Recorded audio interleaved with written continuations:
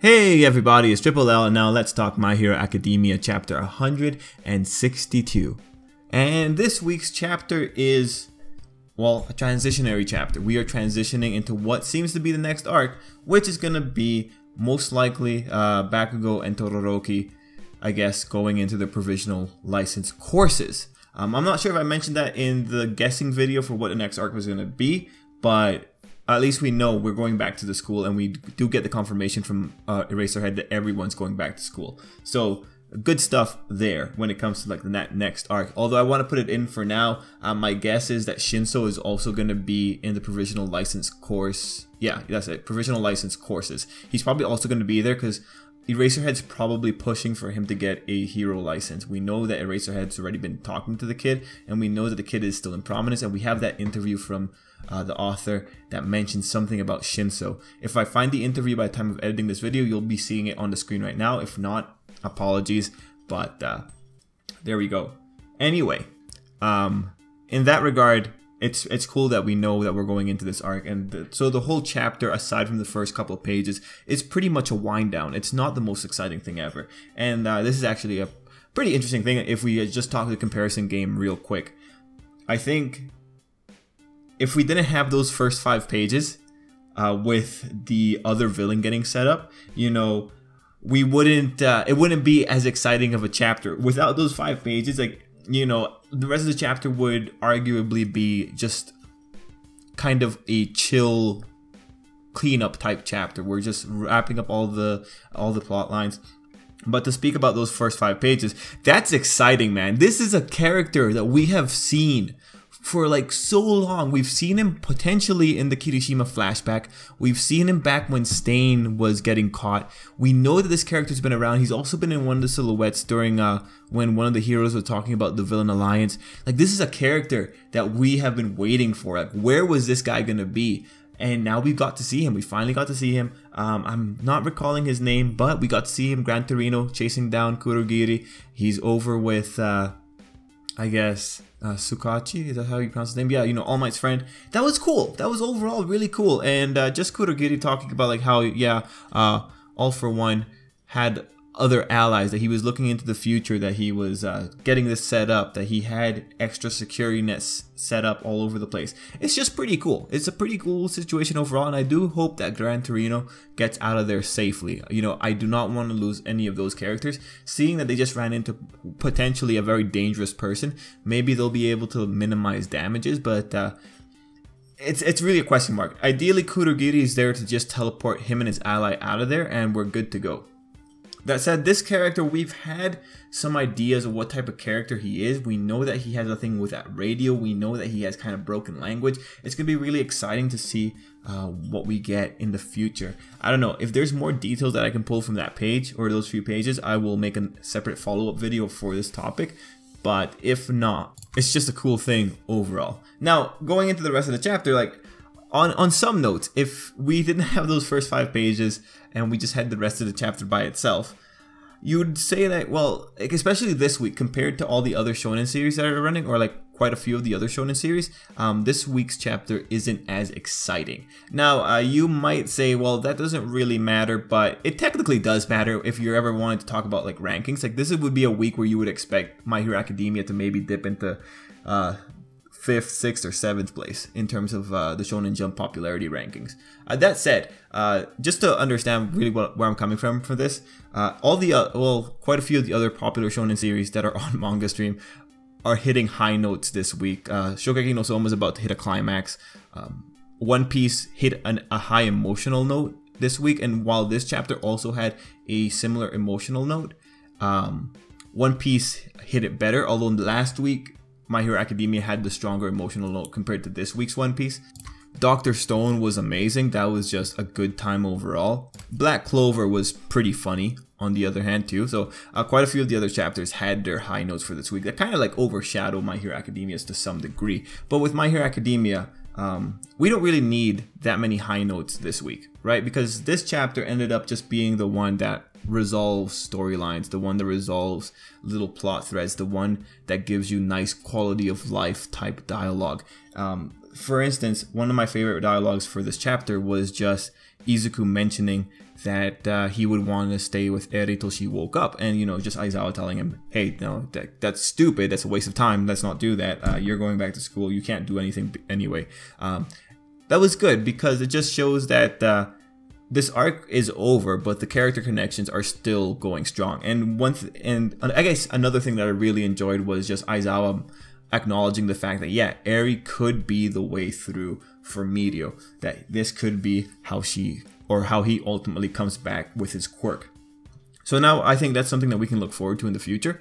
And going into Mirio, a good chunk of the chapter revolved around him. And this is a really good chunk to talk about because it's also highlighting an aspect of Deku that I'm going to have so much fun talking about. Again, it's a really sublime thing, and the thing that ultimately prevents this chapter from hitting a high emotional note comparable to One Piece's chapter is that Mirio is just too well adjusted. The character is too well adjusted and he's too wise. So he won't make you feel bad for him. Like, you'll ultimately feel bad in the sense that, wow, you know, this guy has been dealt a bad hand, but he's still dealing with it. But he won't make you kinda dwell in that sadness. And that's what you ultimately get with his dialogues. Deku's there, he feels terrible, but Mirio is just there listening. He's keeping a straight face. He's trying to do his best, and Deku's the one that's breaking down. And I actually thought it was pretty impressive that it was Deku that would be the one to offer to give him his quirk. Thankfully though, Mirio is a wise character. He's aware that if he did that, Deku would be in a situation. It's a zero-sum game. All that's changed is the person who suffers is different.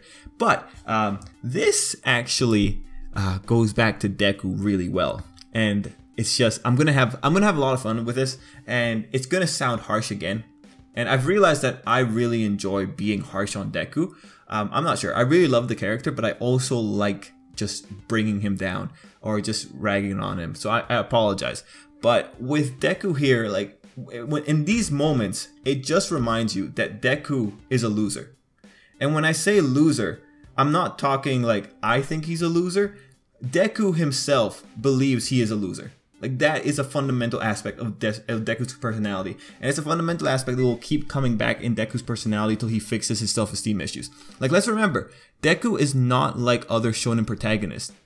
He is not like Asta. He is not like Naruto. This boy has serious emotional issues and it has a serious self-esteem issue. Remember, Deku is the person who said that he was just going to go into UA and see what happens. That's not a person who has control of their future. That's someone who has pretty much given up their locus of control. He has an external locus of control. This kid is not Mirio. Mirio is actually more similar to Asta when you break down how the characters approach their problems. Deku, however, he's bought into some of the worst aspects of his society. And it goes back to one of the first things he said way back when in the beginning of My Hero Academia. People are not born equal. These are words that Deku believed, and he told us himself since the beginning of My Hero Academia. The boy's what, 15 now? That's 15 years. Okay, you know what? Take out the 3 years. That's roughly, let's say he started having awareness of his situation at 6 years old. That's probably, yeah, he's got 9 years of this indoctrination, of the bullying that Bakugo did to him, of the society that let Bakugo bully him. He's got 9 years of that indoctrination built into him, and it's coming out in moments like these.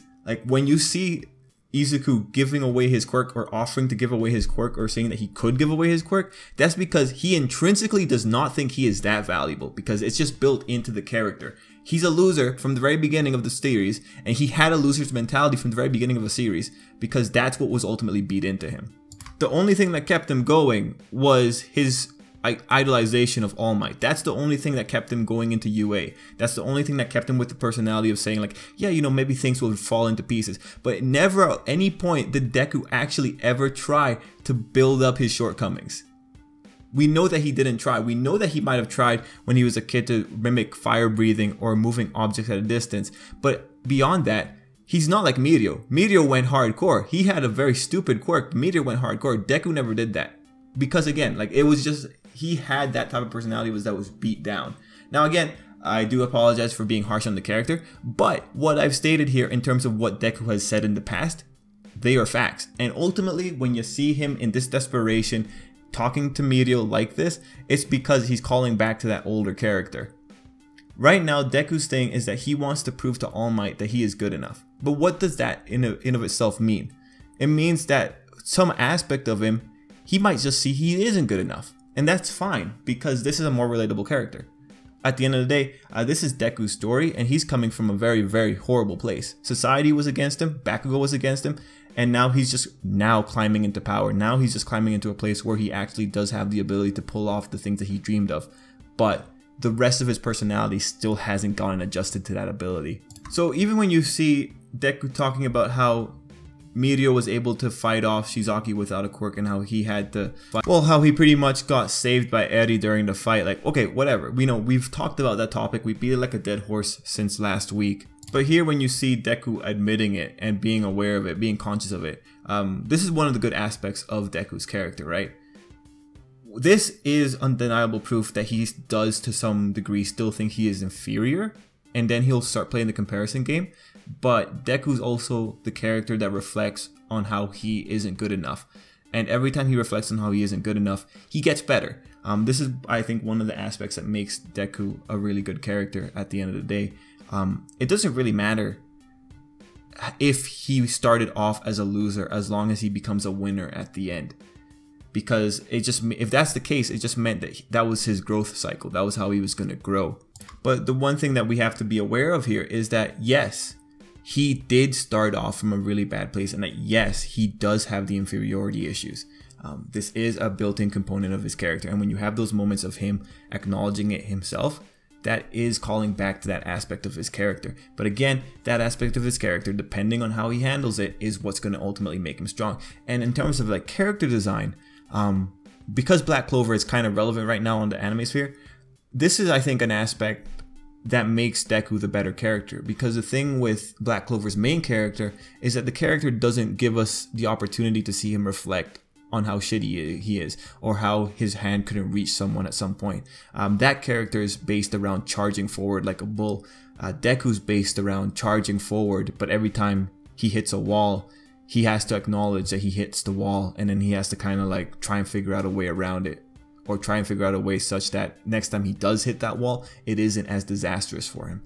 So overall, I guess the gist of this conversation is, yeah, you know, Deku has bad aspects to his personality. They've been inbred, or not inbred, they've been ingrained into him since his childhood. And in moments like these, high stress moments, where Deku can also see that he did not perform to the best of his abilities compared to someone else, we will be seeing those aspects pop out more.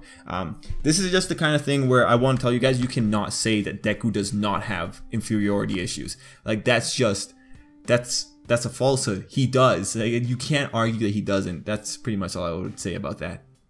Otherwise, I am totally interested in hearing if you guys thought I was being too hard on the character again. But I think I was reasonable. I presented my points as to why I think the way I do. Anyway, let's see if we can find anything else to talk about for this chapter. You know, I guess Mirio is just, he's a nice guy to follow, and then we have like the thing at the beginning. Can't really think of anything else to say other than, yeah, we end this chapter off with Todoroki and Bakugo going off, and everyone's going back to school. Everyone's healed up. Good times. So, guys, let's end it there. Thanks for watching. Till next time, I hope you have a great day.